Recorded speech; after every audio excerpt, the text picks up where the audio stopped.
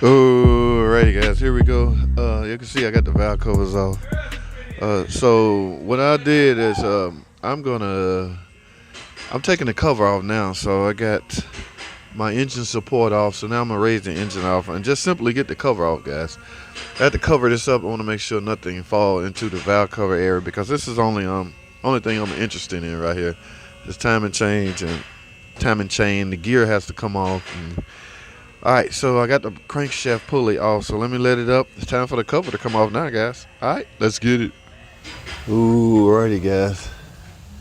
Yes, got the pulley off. Set that right there.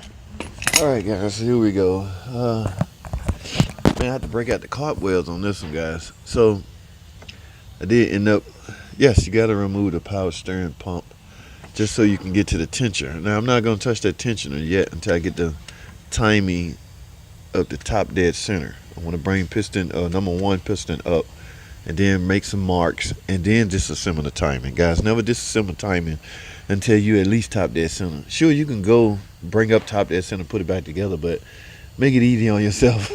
Yeah, don't disconnect or don't disassemble timing until you're ready to go back together. So what I'm gonna do now, I already have the valve covers off. I'm gonna film something up top. So I'm gonna jack this up, get this motor mount support, engine support off, then start removing the cover, and then everything we need or chasing is inside this cover. Alright, so let's get this cover off. Let's get it! Alright guys, got one more bolt.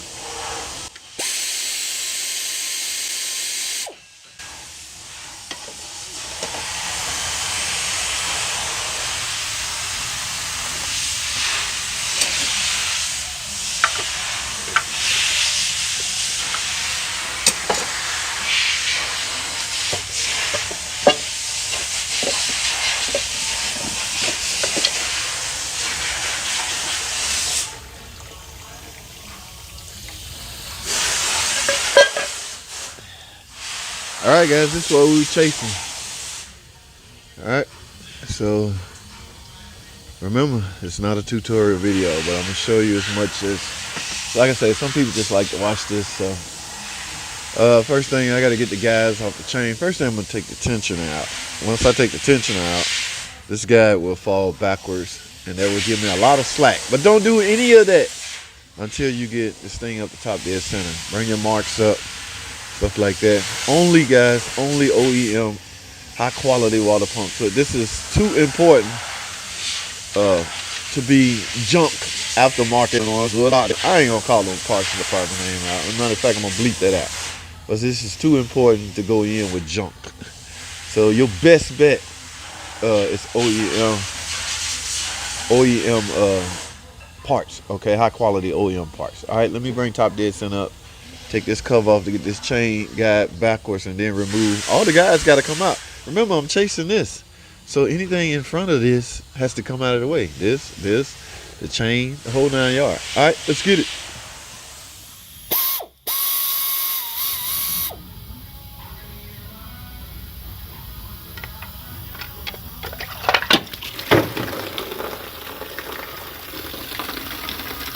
Woo!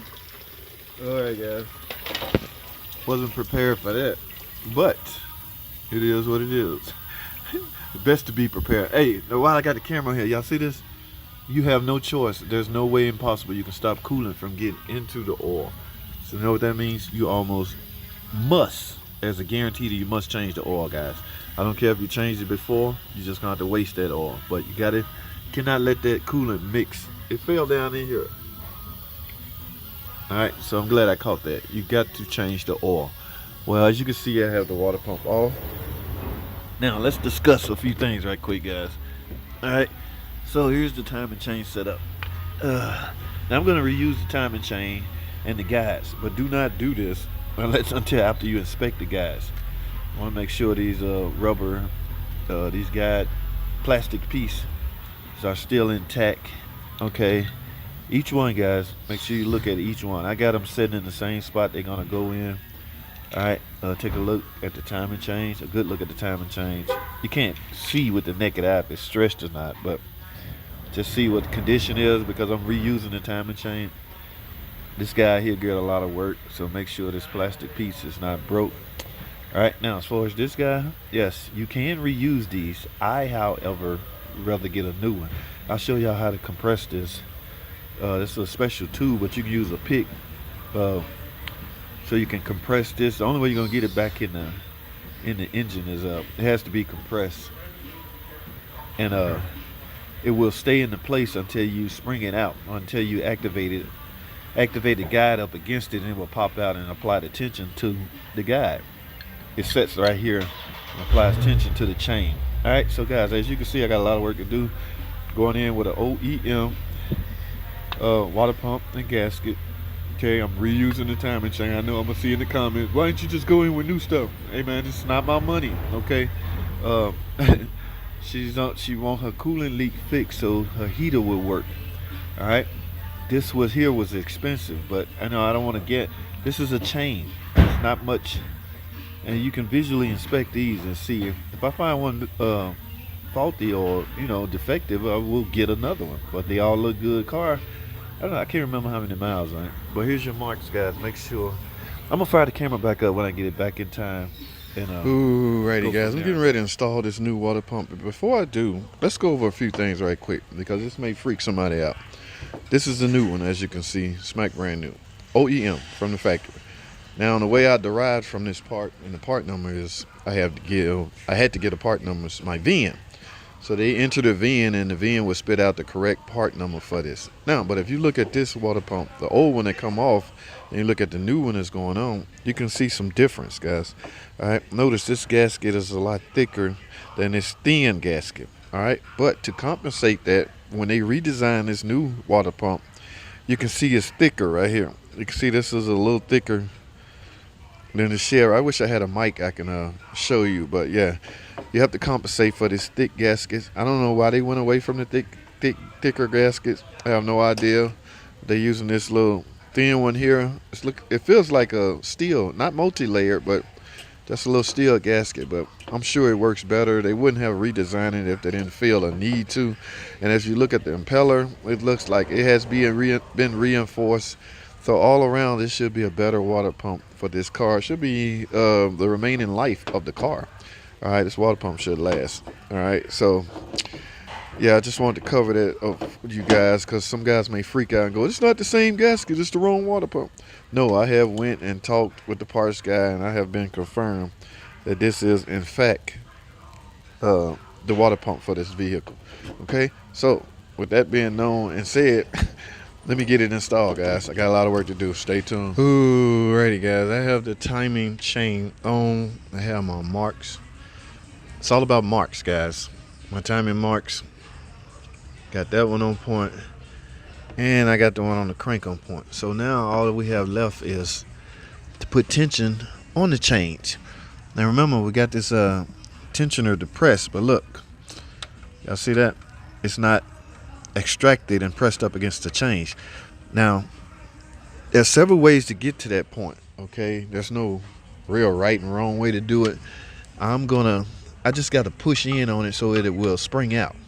Okay, now I can't hold the camera and do that. So what I'm gonna do is set the camera down, get this tensioner to spring out or extract, where it will apply tension to the guide, which will in turn apply tension to the chain. And the car will be in time and set and ready to go. All right, so y'all hold tight.